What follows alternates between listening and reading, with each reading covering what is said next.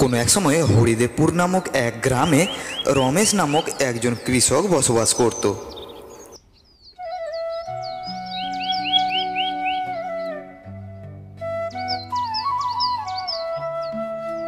গ্রামের শেষ প্রান্তে ছোট্ট একটি কুঠিরে রমেশ এবং তার স্ত্রী বসবাস করতেন।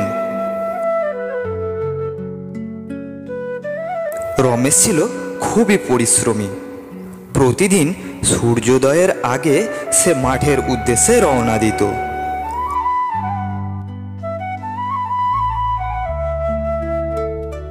আর যতক্ষণ না সূর্য অস্ত যেত ততক্ষণ সে মাঠে পরিশ্রম করত। তারপরেই সে সন্ধ্যের সময় বাড়ি ফিরত।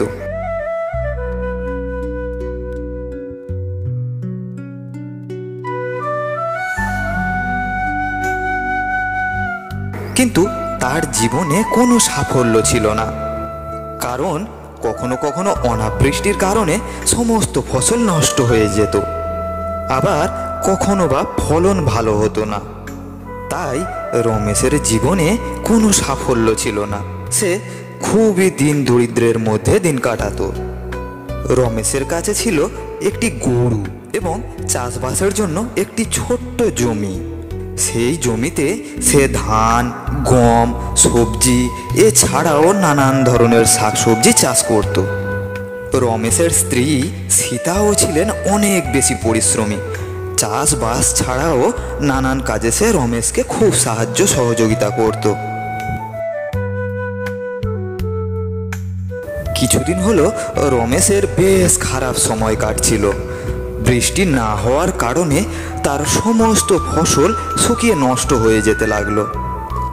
জমিতে চাষবাসের জন্য রমেশ মহাজনের কাছ থেকে বেশ চড়া সুদে কিছু ঋণ নিয়েছিল, কিন্তু তার সমস্ত ফসল নষ্ট হয়ে যাওয়ার কারণে সে মহাজনের ঋণ শোধ দিতে পারছিল না।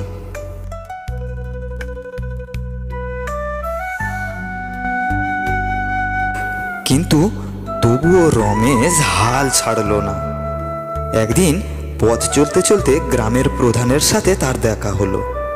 প্রধান মহাশয় রমেশকে দেখে তাকে বললেন, রমেশ, আমি জানি তুমি খুবই পরিশ্রমী আর সৎ। তুমি হার মেনো না। তোমার এই কঠোর পরিশ্রমের জন্য তুমি একদিন সফল হবেই হবে। আর যেদিন তুমি সফল হবে সেদিন তোমার জীবনটাও বদলে যাবে। তোমার আর অভাব থাকবে না। প্রধান মহাশয়ের এই কথা শুনে রমেশের মনের জোর আরও বেড়ে গেল। সে আরও বেশি আশাবাদী হয়ে উঠল।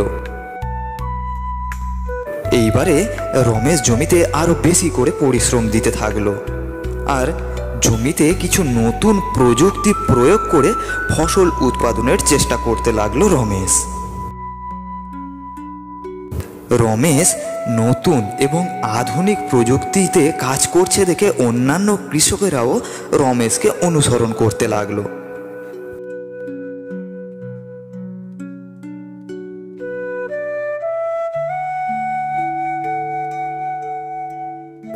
আধুনিক এবং উন্নত প্রযুক্তিতে চাষবাস করার ফলে রমেশের ফলন আগের থেকে অনেক বেড়ে গেল।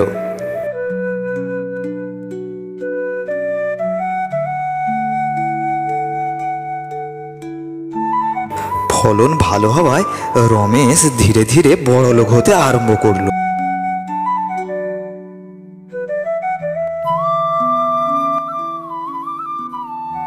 এবং ধীরে ধীরে সে সমস্ত ঋণ পরিশোধ করে দিল। এতে সে নিজেও এবং তার পরিবার আরও সুখী হতে লাগলো। এর ফলে রমেশ বুঝতে পারল যে পরিশ্রম এবং ধৈর্যই সাফল্যের আসল চাবিকাঠি।